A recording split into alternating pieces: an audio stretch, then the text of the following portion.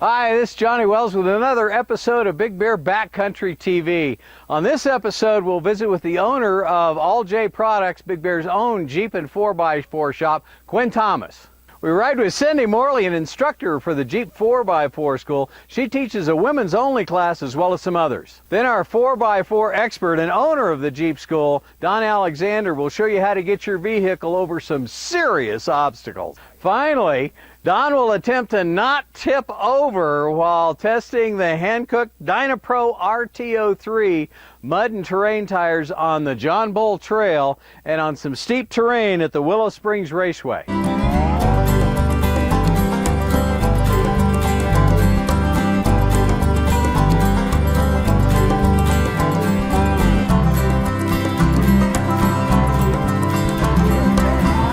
We're here this morning at All J Products out on Brownie Lane in Big Bear Lake with the owner.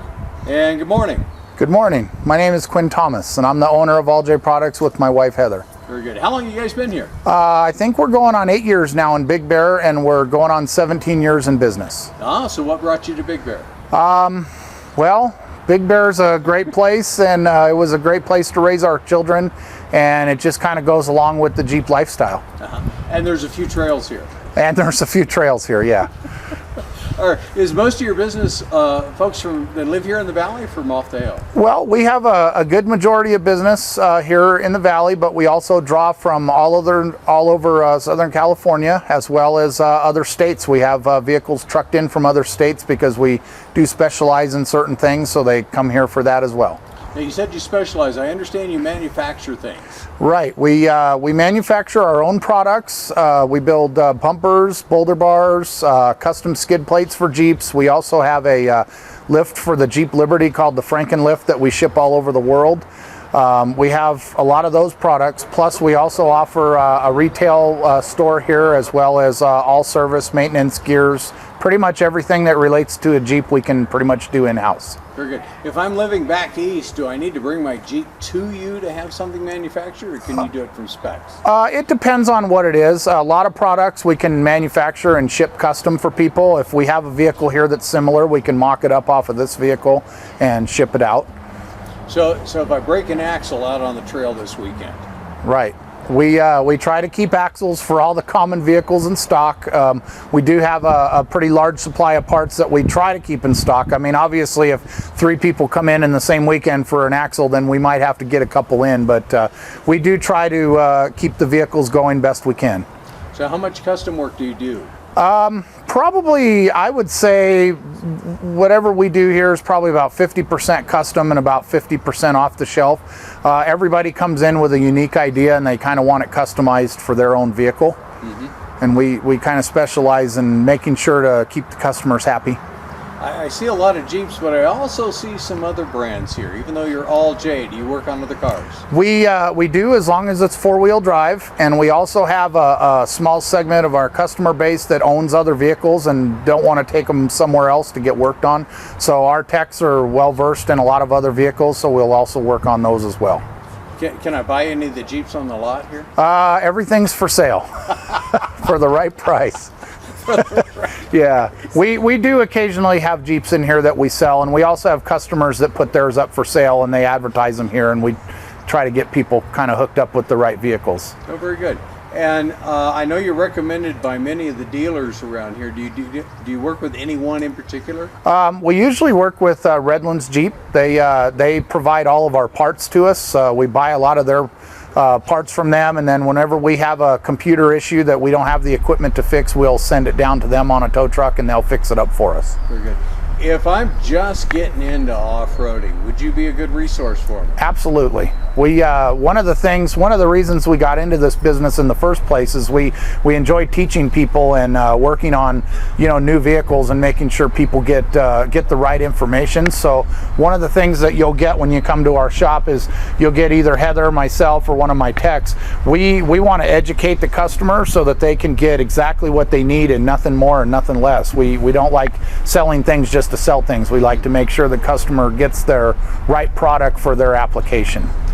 I noticed there's quite a few maps in the shop there. Have you guys been out on these trails? Oh, absolutely. We've pretty much covered every square mile of the forest in one capacity or another. We have several vehicles. You know, certain vehicles are better for certain trails, and we also go out with the Adopt-A-Trail and everything else. So we've covered just about every trail on this mountain.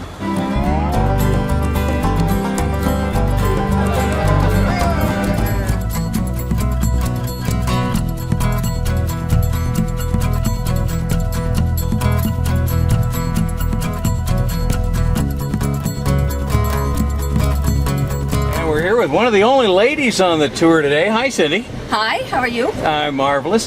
How come you're the only lady on the tour? There aren't a lot of lady drivers. Ah. And I'm not sure why. I think once they get in the seat and drive, they probably will never give up the seat. They end up having to buy 2 Jeeps for the family. I know Maybe several that's people. why. Yeah, I know several people that are like that. Once the women have actually driven and realized how much fun it is to do something that is somewhat difficult, but yet still be very feminine. And how did you get started? Well, I'm a geocacher. And there are probably 2,000 or 3,000 geocaches up here in the mountains, and in fact there's several on this trail that we're on today. We're coming very close to one, but in doing the geocaching I realized that there were a lot out there I couldn't get to unless I had a 4x4 vehicle, and that opened up a whole new world because you get to see places you would never get a chance to see. And you know, the whole goal of geocaching is to see how many you can find. And there are people in the world that have 30,000, 40,000, 50,000. Wow. I'm only at about 12,000. But once I started geocaching on the off-roads, then I realized that some of the challenges of the more difficult roads weren't beyond your reach, were they? They're not beyond my reach, but again, it's fun to do as a female and not having a lot of female drivers out there. But like I said, once a female gets behind the wheel and does drive, they don't let go. Now you mentioned getting places you couldn't otherwise get. I know you have members in the family that applies to. Yes, I have a brother who is a quadriplegic from a hang gliding accident. He dislocated his neck. And he can drive a vehicle. However, driving a vehicle on these kinds of roads he has not done. But he loves being outdoors. My background with my family was we were campers, hikers. I was a backpacking guide. You know, I just love being outdoors, and so does he. And the vehicles like the Jeeps and some other 4x4 vehicles are the only way that he can get out and experience the forest and the wilderness. And they're not all trails like this one we're on today. No, some of them are easy fire roads like we have on the south side of Big Bear to M10, for instance. But he doesn't like those kinds of moderate things. He's always been kind of a daredevil. So these kinds of roads are the ones that he likes a lot. I have a friend who lives in the desert. He is a quadriplegic and has a Jeep Cherokee, drives with hand controls and drives these black diamond roads all the time.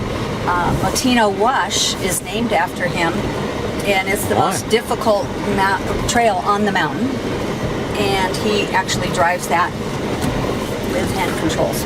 Wow. It's pretty awesome. And so anybody that has the desire can drive a Jeep or any other four-wheel drive vehicle on these types of roads and get to experience the forest in ways that you never would otherwise. Right. And it seems like most of the guys in the club are more than eager to take somebody along. Oh yes, we love exposing people to our sport because the more people we expose, the more people we get to join, and the more people we get to help adopt the trails and keep the trails open. Do it once and you're hooked, huh? Pretty much. Pretty much, yes. All right. Thank you. And we're back with Cindy on the trail. Hello again. Hi. A little bit further down. What spectacular views from up here. That's the joy of riding on the trails. You get to see all this that you wouldn't get to see unless you're a hiker, and I'm not a hiker. Well, and Don was mentioning, you know, a lot of us are adding a year or two as time moves Yeah. on. And these trails are getting harder and harder to get out to. Yes, yes. You're not going to hike it No. because of our age. We're getting older. We also have people who are handicapped, who might be quadriplegics. As I mentioned earlier, my brother, and he loves to come out on these trails. Right. And so we need to provide access for all of those people. And some of the legislation that's coming down, they'd like to close some of our trails. Well, from what we heard earlier from the fellas, it's not so much money. No, because we have the Adopt a Trail program and we have the OHV program that are all volunteers that help monitor the trails, keep the trails open, make sure that people are not using and making illegal roads. But we're really trying to help the forest be preserved for all of us to enjoy. No matter what your disability is, you still have the ability to come out and do this. Okay, we're going to be showing you how to spot. There are many different ways to do this, but one of the simplest ways is to use hand signals like you have a steering wheel in your hands.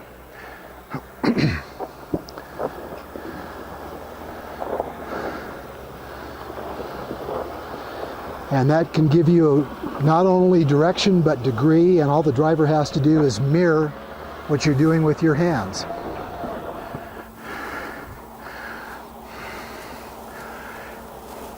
All she has to do is turn the steering wheel the way I do my hands.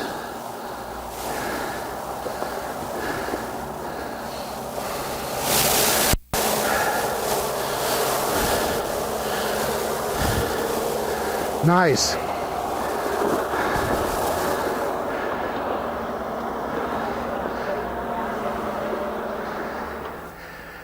Okay.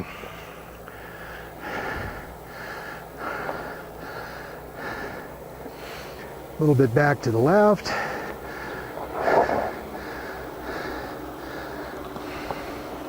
Now straight. Right down with the front. Going down. Perfect.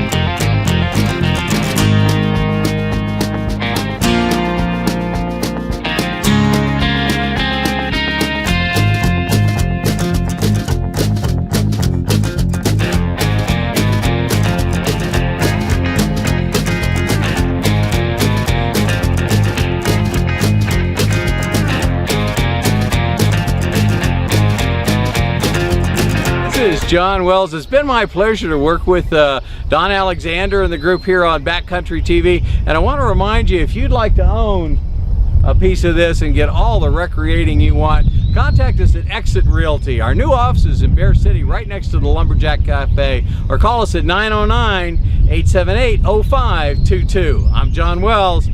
Own a piece of the bear.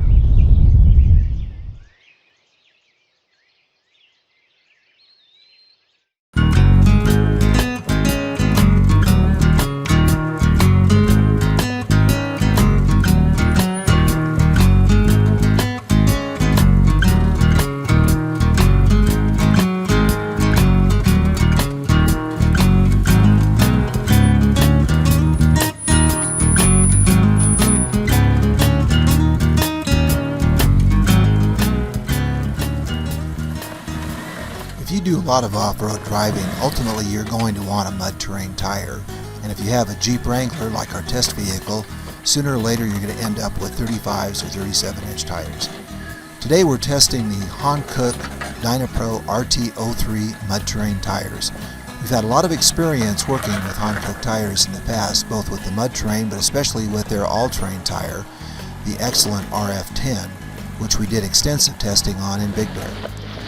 This particular tire we put about 5,000 miles on. It's a 315/70/17, which is about 10 inches wide and 35 inches tall.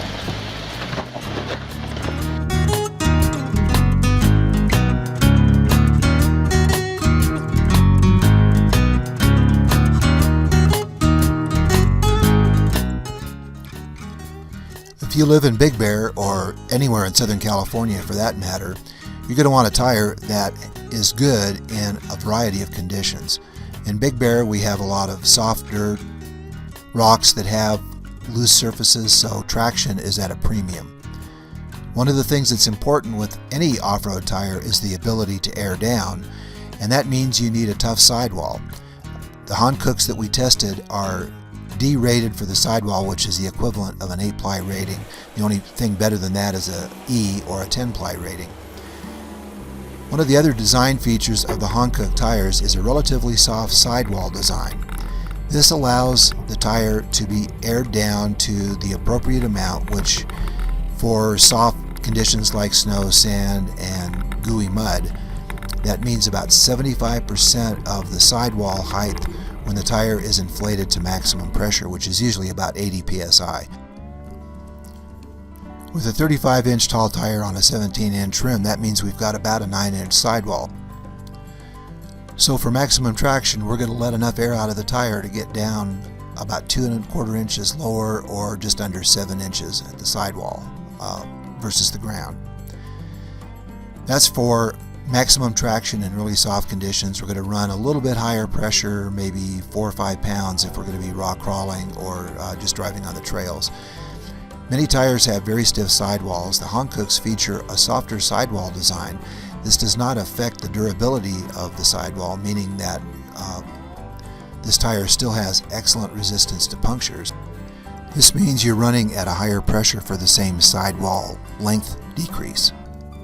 And that means there's less likelihood that the sidewall will come unseated from the wheel bead. One of the big advantages to the Hankook tires is excellent off-road traction, especially aired down, but they're also relatively quiet for a mud terrain tire, and the handling on the highway is exceptional. That's really important if you're driving to the mountains or taking long drives out to the desert for your four-wheeling. The Hankooks are also sold at a lower price point than a lot of its competitors. The following video segment explains some of the details of the Hankook RT03 mud terrain tire.